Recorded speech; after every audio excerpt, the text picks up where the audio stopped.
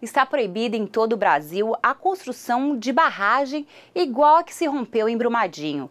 As atuais devem ser desativadas até 2020. Em Corumbá, existem modelos semelhantes. Preocupada com isso, a Assembleia convocou uma reunião para saber sobre os riscos e as ações preventivas que devem ser realizadas no município. Brumadinho, 26 de janeiro de 2019. O maior desastre brasileiro aconteceu com o rompimento de uma barragem de montante que vitimou mais de 300 pessoas, entre mortos e desaparecidos. O caso acendeu alerta para as condições das 16 barragens existentes em Mato Grosso do Sul, sendo 4 com dano potencial elevado. A Assembleia convocou o governo para falar das precauções que o Estado toma. Um relatório chegou a ser elaborado sobre os riscos na região. Nós fizemos uma força-tarefa, logo após o acidente da barragem de Brumadinho, compostas pelo Bombeiro, pela Defesa Civil, pelo Ministério Público Federal, pelo CREA e o próprio IMASU na coordenação desse trabalho. Nós requisitamos documentações das empresas, são 2 mineradoras existentes em Corumbá que retiram esse minério de ferro. As barragens que são da empresa 1, que é da Vetorial, elas são de alto montante. Essas barragens elas já ficam proibidas da expansão. Quando nós estivemos lá, estava previsto uma expansão dessa barragem. Essa barragem ela não pode ser expandida e deverá ser desativada. Quanto à barragem da Vale, é uma barragem que não é de alto montante, mas será obrigada a fazer uma retirada até 2020 do viveiro que se encontra a jusante. Quer dizer, caso tivesse um rompimento, esse viveiro onde trabalham pessoas, ele tem que ser retirado. Então a Vale já nos comunicou de um cronograma de retirada. Então existe uma norma agora da Agência Nacional de Mineração que veda em todo o território nacional qualquer barragem com característica de altamente montante, isso é fundamental para o estado de Mato Grosso do Sul, e também aquelas que não são, um conjunto de medidas que não pode ter nada abaixo da barragem, não pode ter refeitório, não pode ter área administrativa, não pode ter áreas de trabalho abaixo dessa barragem. Os estudos apontaram que não há riscos para a área urbana de Corumbá e que uma possível devastação ambiental seria pequena, mas irreversível. As barragens corumbaenses são bastante antigas e a fiscalização é de responsabilidade da Agência Nacional de Mineração, a AMN. Mesmo assim, o presidente do IMASU alega ter atuado e encaminhado pedidos para que a agência faça estudos sobre a solidez das estruturas das barragens. Toda barragem ela não se rompe de uma hora para outra. Ela vem no processo de doença.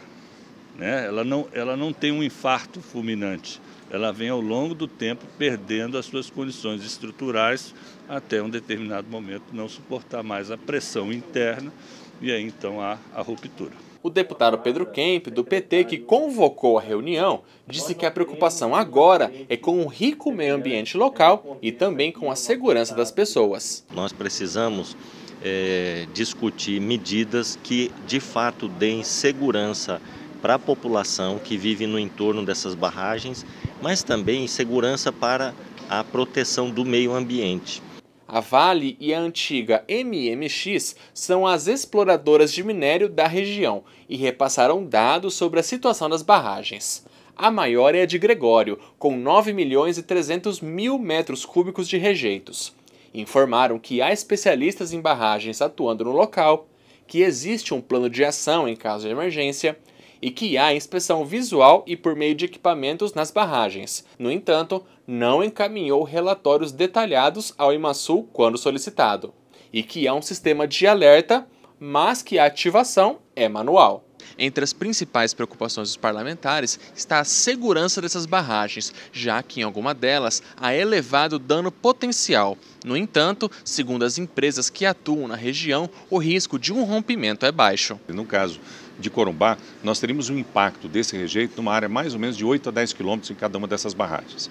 E aí, obviamente, o que tiver dentro desses 8 a 10 quilômetros seria destruído e afetado. Primeiro, a cidade de Corumbá não seria afetada. Nenhuma dessas barragens, esses 8 a 10 quilômetros, não estão direcionados para a cidade. Ela impactaria, na nossa avaliação, em 12 residências atualmente existentes e no balneário Piraputanga. Vice-presidente da Comissão de Meio Ambiente da Casa, o deputado Felipe Orro, do PSDB, disse que o grupo de parlamentares está atento e defende risco zero para os moradores. E o que eu defendi desde o primeiro momento foi isso, risco zero para as pessoas que moram ali, risco zero para o meio ambiente, para o nosso Pantanal. E também a Vale desapropriar os pequenos produtores ali, os moradores ao redor, para que não tenham gente tão próxima dessas barragens, para que não ofereçam risco às vidas das pessoas. Condenados pela Lei Maria da Penha, devem ser proibidos de assumirem cargos na administração pública estadual. É o que prevê um projeto de lei apresentado na primeira sessão da semana. O deputado Coronel Davi, do PSL, disse que o projeto é mais uma ação para coibir os agressores e prevenir esse tipo de crime. Achei adequado apresentar esse projeto de lei que visa proibir a nomeação em cargo efetivo ou em comissão dentro da administração direta ou indireta de todos aqueles que tenham contra si uma sentença transitada em julgado pela Lei Maria da Penha. Quer dizer, aquele que comete violência doméstica contra a mulher ou pratica qualquer outro crime abrangidos pela Lei Maria da Penha, eles estarão impedidos de fazer parte do corpo de funcionários aqui no Mato Grosso do Sul. O deputado quer uma CPI para apurar onde estão sendo investidos os recursos destinados ao futebol sul-mato-grossense. Abandonado. Essa é a avaliação da situação em que se encontra o futebol sul-mato-grossense, feita por Evander Vendramini, do PP. Na tribuna, o deputado apontou que a falta de estrutura para os times não desestimulam apenas as equipes, mas também a população, que não se sente incentivada a acompanhar os campeonatos estaduais. Não há estádios adequados. Quem foi no Morenão no domingo e teve a iniciativa de olhar o fosso, né, cheio de água. Nós vivemos uma epidemia de dengue em Campo Grande, tanto a Universidade Federal, que loca ou cede o Morenão, e a própria federação não tem a preocupação com quem está ali assistindo o jogo. E também o desânimo do torcedor, né? Um jogo, um clássico sul-mato-grossense, corumbaense e comercial, com um público de 300 pessoas. Segundo o parlamentar, a Assembleia poderá acompanhar de perto a execução de ações que contam com recursos públicos utilizados pela Federação do Estado e, se necessário, instaurar até mesmo uma CPI caso haja suspeita de irregularidades na gestão desse dinheiro. Grande parte dos recursos geridos no futebol do Mato Grosso do Sul é do governo do Estado. Então nós precisamos, sim, de transparência. Se não houver uma abertura, né, uma transparência, uma explicação para os deputados que significa se apresentar para a população do Mato Grosso do Sul, nós deveremos, sim, instalar uma CPI para abrir esses números, ver onde está sendo aplicado, como foi aplicado ao longo desses anos. Para o deputado Cabalmi, o aumento da jornada de trabalho do servidor público do Estado não deve gerar economia prevista pelo governo. Para o parlamentar, é uma incoerência o governo do Estado ampliar a jornada de trabalho dos servidores de 6 para 8 horas. A medida, caso posta em prática, deve elevar o custo da máquina pública. Os governos anteriores lançaram a jornada de trabalho de 8 para 6 com um discurso de economizar. Hoje o governo lança das 6 para as 8 dizendo que vai economizar. Então, na minha avaliação, nada mais é do que esse aumento de jornada de trabalho, uma justificativa, uma forçação de barra para que o servidor público peça o PDV, que entre no plano de demissão voluntária, que fique desempregado a partir daí. O líder do governo rebateu, dizendo que o serviço público é para atender a população e o servidor deve estar disponível. O servidor, quando ele fez o concurso lá atrás, a jornada era 8 horas. É evidente que isso passa pelo diálogo, pela conversa, pela composição, mas o grande beneficiário é a população do Estado. Aquela pessoa que não pode ir na parte da manhã, tem à tarde para poder procurar os serviços públicos. Ainda sobre o plano de demissão voluntária, Barbosinha defendeu que ele vem de encontro à necessidade do funcionário que deseja o desligamento do serviço público. O plano é de demissão voluntária, não há coação para que ele faça adesão. Agora ele é benéfico, porque ele possibilita que aquele servidor que não tenha como se adequar, por exemplo, à regra das 6 horas, ele possa utilizar-se do plano. E a sessão foi suspensa para que os deputados recepcionassem os novos funcionários que passaram no concurso da Casa. Os 16 novos servidores aprovados no primeiro concurso da Casa de Leis e que tomaram posse na semana passada foram recepcionados nesta terça-feira pelos parlamentares. Esses servidores entram agora em exercício e passam a colaborar para o bom andamento dos trabalhos do Legislativo. A casa ganha muito com isso, porque eu tenho certeza que eles vão fazer um assessoramento muito bom, então com certeza vai ser de grande valia para esta casa, esse grupo que está tomando posse hoje. Sejam muito bem-vindos a essa Casa de Leis, seja muito profícuo o seu trabalho. Deus abençoe a todos e que sejam muito bem-vindos. Envolver a juventude para diminuir os números de gravidez na adolescência foi a primeira grande missão da volta dos trabalhos do Parlamento Jovem.